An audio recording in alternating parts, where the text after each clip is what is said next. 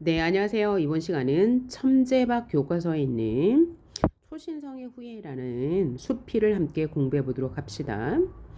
2-3 단원의 학습 목표가 독서 과정을 성찰하며 글 읽기예요. 그래서 독서 과정에서 우리가 살펴봐야 할 거, 읽기 전에는 어떤 활동을 하고 읽기 중에는 어떤 활동을 하고 읽기 후에는 어떤 활동을 하는가라는 문제가 한 문제에 나올 수 있습니다.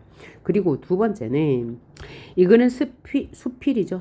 수필이기 때문에 수필의 특성이 무엇인지 묻는 문제가 나올 건데 대부분 주장문, 논설문이죠. 과 설명문의 내용을 섞어 놓으면서 이 글을 읽는 방법이 맞는지 틀린지를 묻는 문제가 한 문제 나오고요. 수필이기 때문에 내용 전개 방식이 나오겠죠. 이 글은 유추, 문답, 인용, 대조, 서리를 통해서 자신, 필자가 말하고자 하는 말을 효과적으로 전달하고 있습니다. 그 중에서 유추라는 게 가장 두드러진 내용 전개 방식이니까 유추가 사용된 다른 글을 비교해 가면서 읽으셔야 될 거고요. 그 다음에 네 번째는 세부 내용 파악하기예요.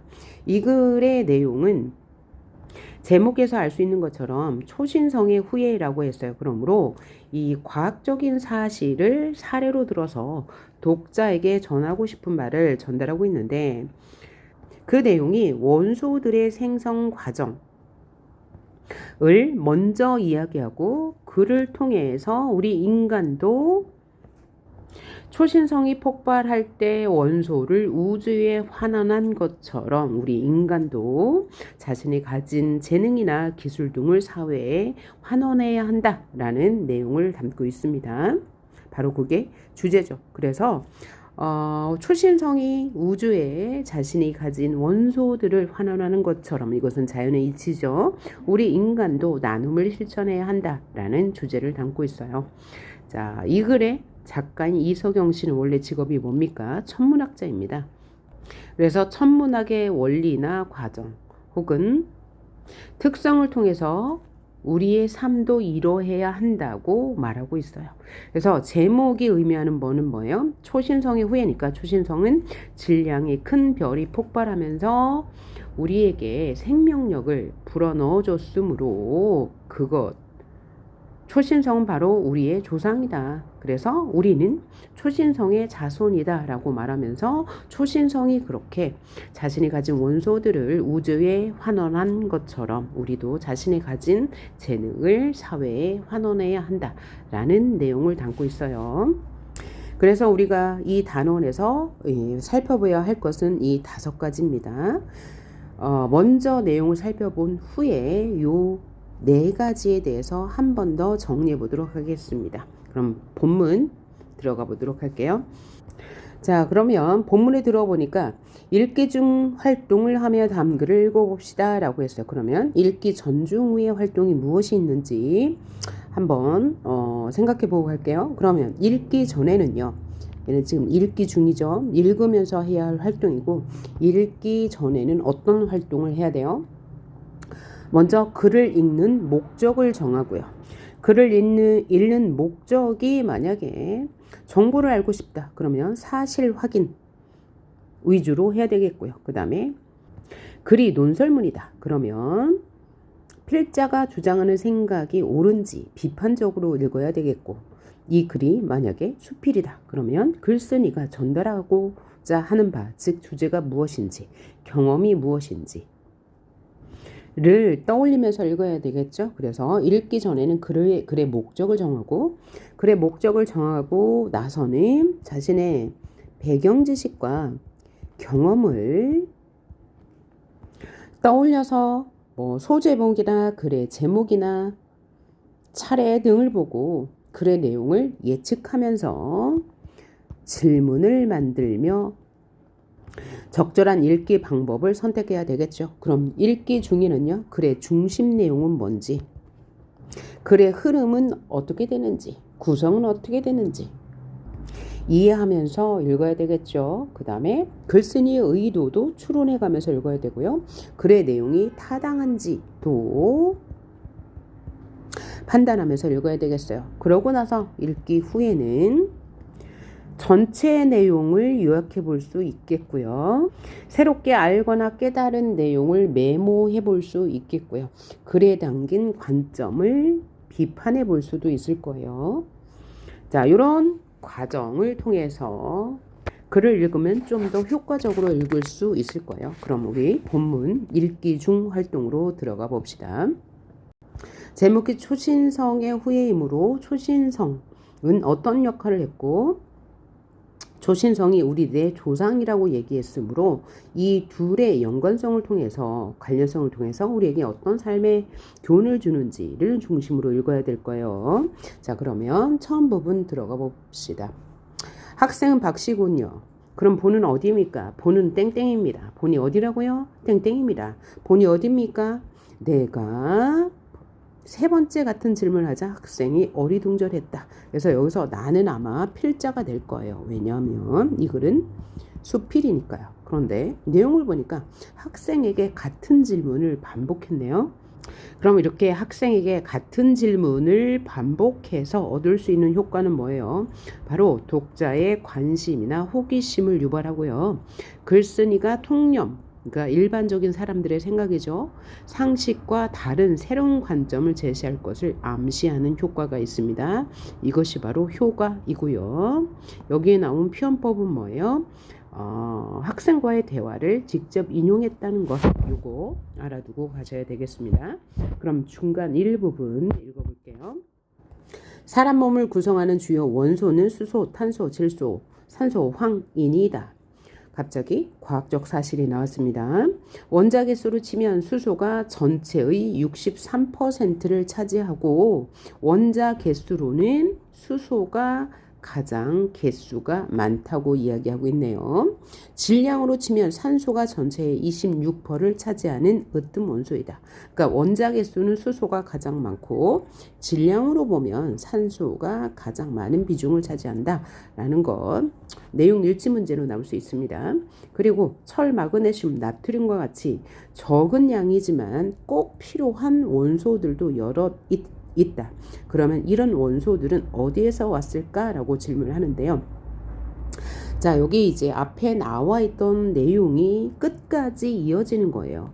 왜냐하면 이 글의 제목이 초신성의 후예잖아요. 그러니까 이 초신성이 우리 우주에서 어떤 역할을 하는가를 통해서 우리 인간은 삶을 살면서 어떻게 살아야 바람직할 것인가를 유추의 방법으로 제시하기 때문에 초신성의 역할이 무엇인지를 정확히 알아야 되는데, 그때 원자 개수로 치면 수소가 가장 많고 질량으로 치면 산소가 가장 많지만 이것 외에도 우리의 몸을 구성하는 요소는 꼭 필요한 원소들도 있는데, 이 원소들이 초신성의 폭발로 인해서 우리가 얻게 되었다.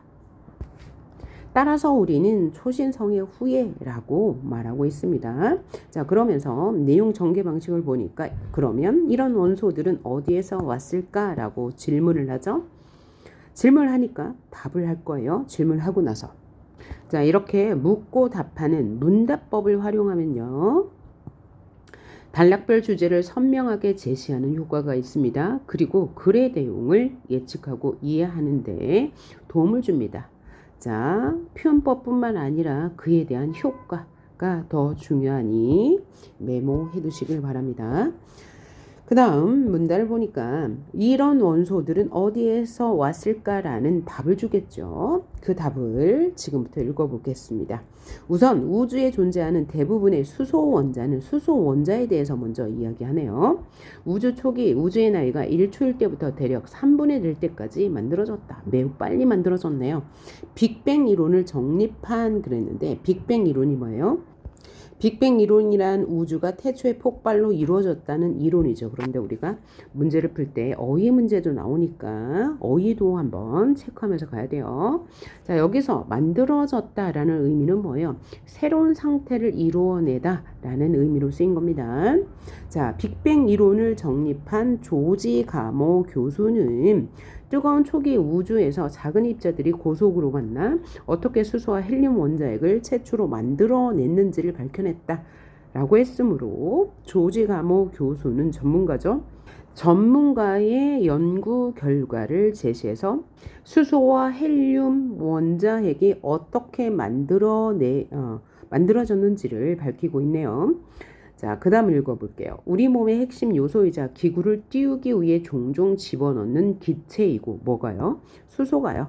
수소는 우리 몸의 핵심 요소예요. 왜냐하면 위에서 뭐라고 그랬어요? 우리 몸의 63%는 수소로 이루어졌다 라고 이야기했잖아요.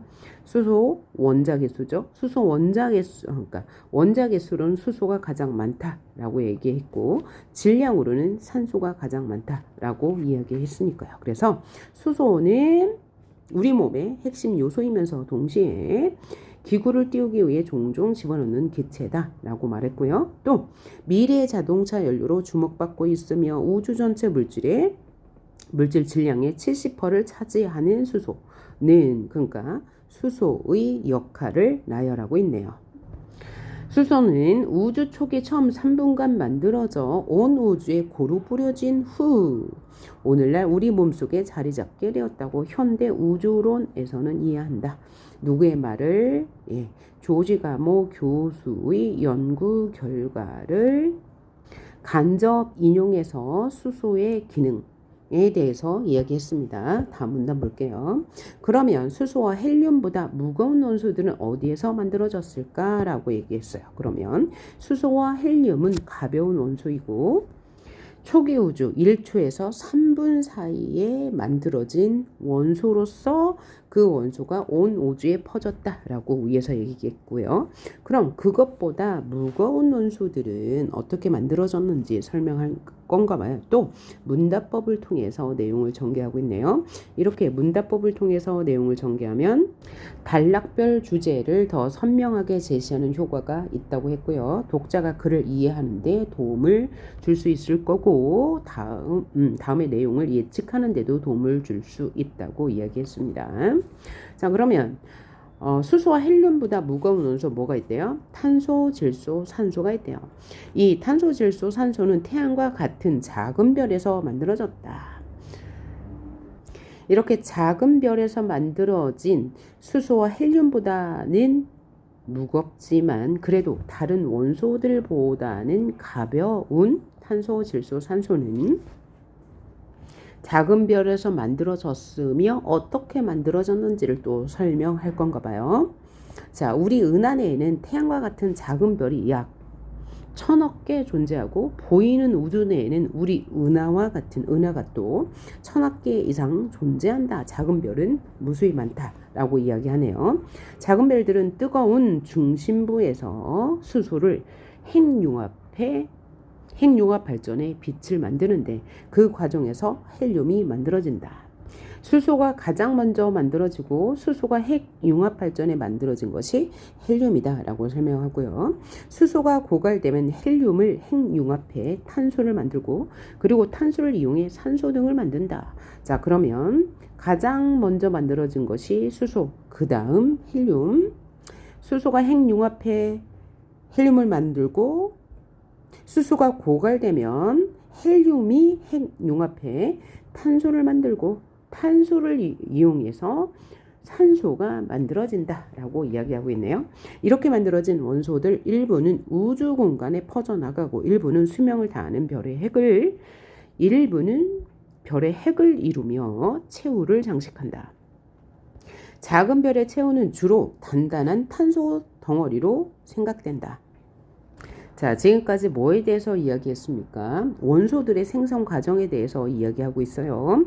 맨 처음 수소가 만들어지는데 이 수소는 초기 우주가 만들어낸 것이고 이 수소가 핵융합하여 헬륨, 그 다음 핵융합하여 탄소, 그 다음에 탄소를 이용해 산소가 만들어진다. 그래서 핵융합으로 만들어진 원소는 헬륨, 탄소, 산소가 있다라고 이야기했고요.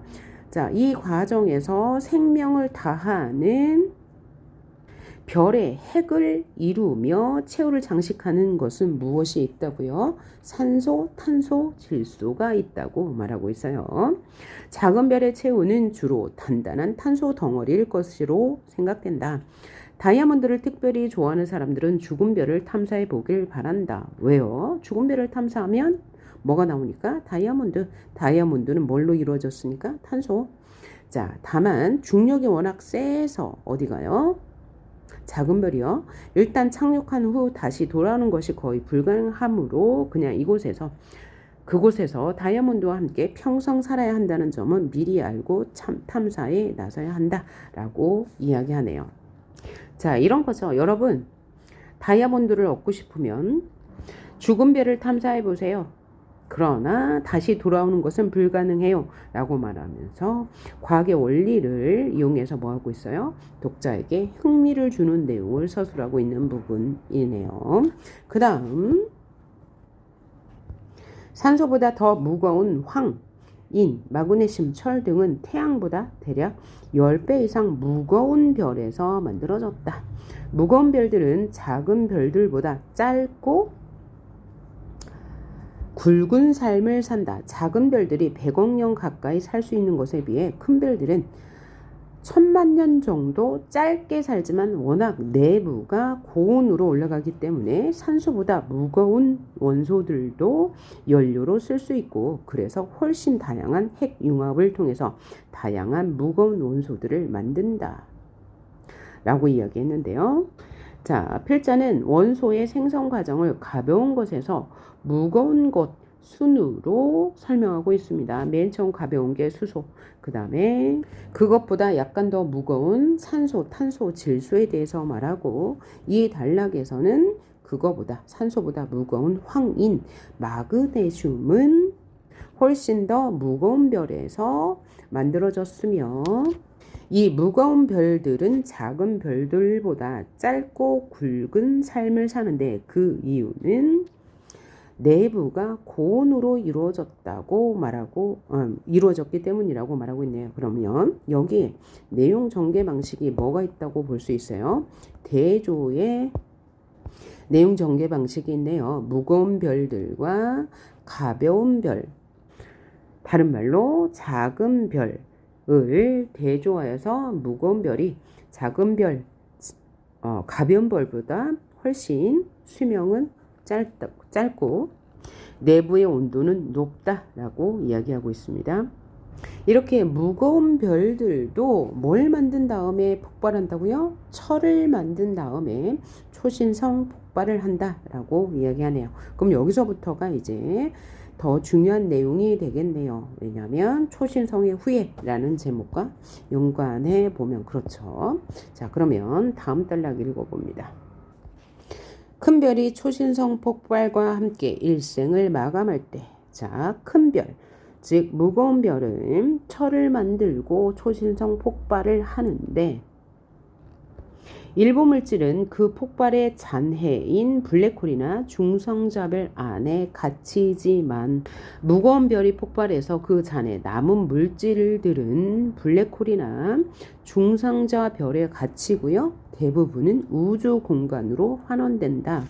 환원이라는 것은 본래 상태로 되돌아간다는 의미이고 여기서 우주 공간은 우리가 살고 있는 공간이죠.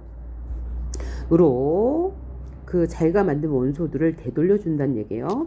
만일 초신성이 자기가 만든 귀한 원소들 철이라든지 마그네슘이라든지 이런 것들을 우주에 나눠주지 않는다면 어떤 일이 일어날까? 또 문답법. 그 후에 태어난 젊은 별은 초기 우주가 만든 수소와 헬륨 등 극히 단순한 원소 외에는 갖지 못한 채 태어날 것이다. 다시 말하면 초신성 폭발 이후에 새로 생긴 별들은 수소와 헬륨만을 가지고 산소, 탄소, 철, 마그네슘, 황인 등은 갖지 못하고 태어날 것이다 라고 말하고 있어요. 태양도 예외가 아니다. 초신성이 원소들을 우주에 나눠주지 않는다면 태양계에선 생명체가 나타날 수 없을 것이다. 아까 맨 처음 두 번째 단락에서 뭐라고 그랬어요?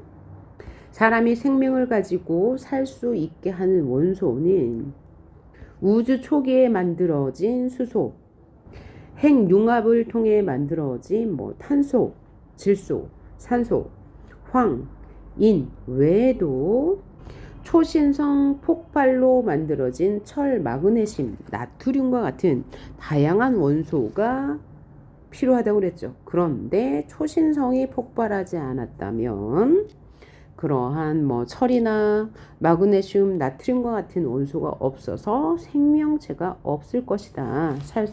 살아갈 수 없을 것이다. 라고 한 말을 되풀이하는 거죠. 그래서 우주 전체로 보면 무기물 우주가 된다. 무기물이라는 것은 유기물의 반대말로 생명체가 없는 물체고요. 그럼 유기물은 생명체가 있는 거죠. 생명력에 의해서 만들어진 물질이니까요. 자, 그래서 우주가 시작하고 팽창하고 별과 행성이 만들어지고 은혜가 탄생하고 열거. 하지만 평화로워 보이는 우주엔 이렇게 무기물 외에는 다른 어떤 숨쉬는 것도 있을 수 없다. 숨쉬는 것이 바로 유기물이죠. 생명이 없는 우주가 된 것이다. 그래서 여기서 주장하는 게 아니고 필자가 말하고 싶은 것은 뭐예요? 바로 초신성 폭발로 인해서 우리 인간이 생명력을 얻게 되었다라는 것을 강조하는 것이죠. 그래서 지금까지 우주 생명 탄생의 결정적 역할을 한 초신성의 폭발에 대해서 이야기했고요. 다음 단락 읽어봅시다. 결국 우리 몸속의 원소 가운데 수소는 초기 우주가 그 외 다른 원소들은 모두 작고 큰 별들이 제공했다.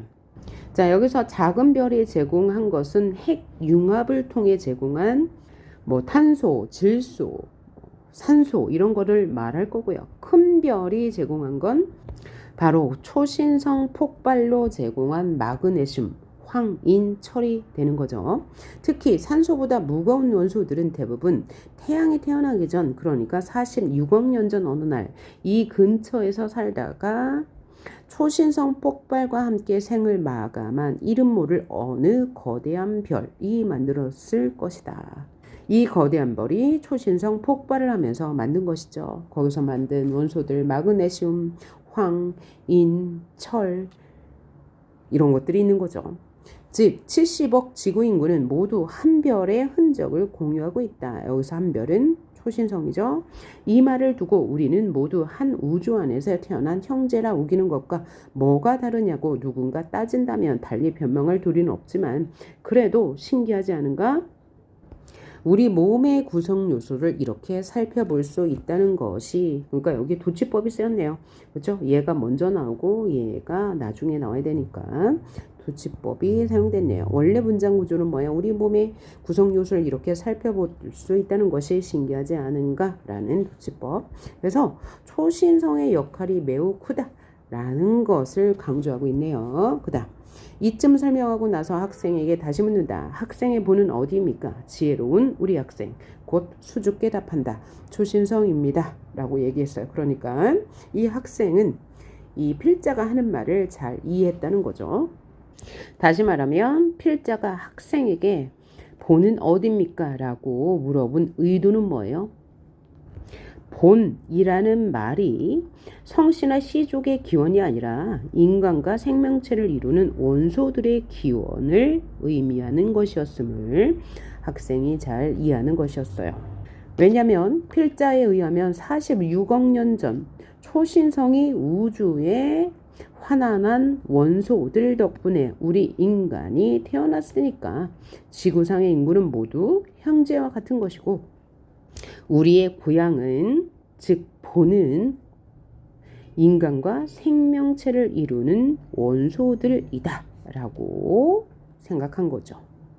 다음 단락이요. 우리 사회에도 종종 초신성과 같은 역할을 하는 사람들이 있다. 초신성과 같은 역할을 하는 사람들은 어떤 사람인가요? 자신이 가진 것을 사회에 환원하는 사람이겠죠. 땀 흘려 이룩한 재화, 기술, 지식, 능력 등을 아낌없이 사회와 나누는 그런 사람들입니다. 그런 사람들은 나눔으로 수많은 사람들을 살리기도 합니다. 이것이 바로 초신성과 같은 역할을 하는 사람들이죠. 아주 이게 주제 문장이 되겠습니다. 땀 흘려 이룩한 재화, 기술 등을 능력 등을 사회에 아낌없이 나누는 사람들. 그래서 다른 사람들을 살리는 사람들. 자연의 섭리가 인간 사회에 닮은 예 가운데 하나이다 라고 했는데 이것이 바로 유추의 방식이죠. 자연의 섭리, 초신성이 자신이 가진 원소들을 우주에 환원한 것처럼 우리 인간도 자신이 가진 기술, 재화, 능력을 사회에 환원하는 것, 이것이 바로 유추의 방식을 통해서 필자가 하고 싶은 주제를 전달하는 방식이었네요. 글쓴이가 생각하는 인간의 바람직한 삶은 뭐라고요? 나눔으로 수많은 다른 사람들을 살리는 것. 유추를 통해서 인간 사회에서 발견할 수 있는 초신성과 유사한 예가 뭐라고요? 나눔으로 수많은 사람들을 살리는 것. 이것이 바로 주제죠. 필자가 독자에게 하고 싶은 말이었습니다. 마지막 부분 볼까요? 자, 언젠가 우리 대학교에 강사로 오신 한 연사께서 강연을 다음과 같이 시작하셨다고 한다. 여기 앉아 계신 여러분이 아무것도 안 하고 계신다면 여러분은 평생 5,000명의 노동에 기대어 살 가능성이 큽니다. 하지만 여러분이 열심히 살면 오히려 5,000명을 살리는 삶을 살 가능성이 크지요. 여러분은 어떤 삶을 살겠습니까? 라는 한 연사의 강연을 직접 인용하여서 필자가 하고 싶은 말을 강조하고 있네요. 그리고 여기 표현법도 하나 있네요. 대조의 방식으로 바람직한 삶이 무엇인지 보여주고 있어요. 열심히 살면 5,000명을 먹여 살리는 거고 아무것도 안 하면 다른 사람의 노동에 기대어 산다고 대조의 방식으로 열심히 해서 사회에 뭔가 기여하자라는 필자가 하고 싶은 말을 강연자의 말을 직접 인용해서 강조하고 있습니다. 그래서 나는이 필자겠죠. 이 이야기를 들을 때 우리도 초신성과 같구나. 즉 우리 인간도 초신성과 유사하구나 라는 것을 깨달았다는 얘기죠. 초신성에서 출발해서 그런가? 초신성이 그저 폭발만 한다면 엄청난 충격을 주며 주변을 망가뜨리는 결과를 낳았을 것이다. 하지만 초신성은 그 폭발을 통해 중요한 원소들을 우주에 환원함으로써 오히려 우주에 생명의 씨앗을 뿌리게 되는 것이 아닌가라는 것이 바로 필자의 깨달음. 필자가 독자에게 하고 싶은 말일 거예요. 자, 당신은 초신성처럼 살고 싶은가? 라는 질문이네요. 질문인데 이 질문은 정말 질문이 아니고 그죠? 초신성처럼 살아야 한다는 강조이기 때문에 서리법이라고 할 수 있고요. 여기도 또 서리법 질문이 아니죠. 을 통해서 필자가 하고 싶은 말을 역설하고 있습니다. 여기서 역설이라는 것은 강조한다는 뜻이죠. 그래서 초신성과 같은 삶을 살아야 한다는 필자의 생각을 질문의 형식으로 강조하면서 이야기가 끝났습니다. 결국 필자는 이 서리법, 다양한 표현 방법을 통해서 우리도 초신성처럼 자신이 가진 재능이나 재화 등을 나누면서 살아야 한다고 강조하고 있습니다. 자, 그러면 지금까지 학습한 내용을 정리해 보도록 합시다. 여러분 뒷페이지를 한번 펴보세요. 뒤에 학습 활동을 통해서 간단하게 정리하고 이 수업을 마치도록 합니다. 이석영의 초신성의 후예는 수필이에요. 그래서 주장문과 같은 주장이 나타나 있지 않고요. 그 다음에 설명문과 같은 정보 전달이 나타나 있지 않습니다. 수필이니까 자신의 경험을 통해서 필자가 독자에게 주는 교훈을 전달하고 있습니다. 그러면 필자의 경험은 두 개가 있었죠. 첫 번째 경험은 필자가 학생에게 질문한 내용, 학생과의 대화예요. 본이 어디십니까? 라는 되풀이된 질문을 통해서 우리는 초신성의 후예이다라는 것을 강조했죠. 직접 인용. 그 다음에 강연을 들었던 내용, 강연자의 말을 직접 인용해서 우리는 사회에 환원하는 삶을 살아야 한다 라고 대조의 방식을 통해서 보여주었습니다. 여기도 역시 직접 인용이고요. 그 다음에 성격은 성찰적이고 사색적이며 교훈적인 내용입니다. 제재는 초신성의 폭발과 원소들의 생성 원리에 대해서 이야기했고요. 이것은 유추를 통해서 우리도 초신성의 폭발로 생명력을 얻은 것처럼 우리가 가진 재화나 서비스 이런 가진 재능들을 나눠야 한다라고 강조하고 있습니다. 그래서 우리 삶과 공동체를 위한 나눔과 사회 환원의 가치에 대해서 말하고 있어요. 가장 중요한 내용 전개 방식이 유추의 방식이죠. 그래서 나눔과 사회 환원의 가치를 역설하고 있고요. 구체적인 사례를 활용해서 독자의 이해를 돕고 있는데, 여기서 구체적인 사례는 직접 인용한 부분, 학생과의 대화, 강연의 내용이었습니다. 이 외에도 도치, 열거, 문답, 질문, 서리법을 통해서 이 필자가 하고 싶은 말을 강조하고 있다는 것 기억해 두시고, 또 도입부의 대화 장면을 삽입함으로써 관심과 호기심을 불러일으켰고요. 글쓴이가 상식 통념과 다른 새로운 관점, 의도를 제시할 것임을 암시했죠. 또 문답법을 통해서 단락별 화제를 더 선명하게 제시하고 독자가 글의 내용을 더 쉽게 예측하고 이해할 수 있도록 도왔고요. 그 다음에 여기서 내용 일치로 나올 수 있는 문제가 원소들의 생성 방법이었어요. 맨 처음에 수소가 만들어지죠. 우주가 처음 만들어질 때 3분간 작은 입자들이 고속으로 만나 만들어진 것이 수소였고, 수소가 핵융합해 만들어진 것이 헬륨, 헬륨이 융합해서 만들어진 것이 탄소, 산소. 그 다음에 그 이후에 핵 중심부에서 황인, 마그네슘, 철 등이 만들어졌다고 했고요. 이렇게 핵융합에 의해 만들어진 원소들이 초신성 폭발을 하면서 나머지 원소들을 만들고 폭발하면서 이 무거운 그 별에서 만들어진 모든 이 원소들을 우주에 환원한다고 했습니다. 요 내용 확인하면 될 것 같고요. 가장 중요한 표현법이 유추라고 했습니다. 초신성이 폭발을 하면서 우주에게 원소들을 환원해 준 것처럼, 그래서 우리의 생명이 만들어진 것처럼 우리도 자신이 이룬 재화나 기술을 사회에 환원해야 한다라고 강조하고 있습니다.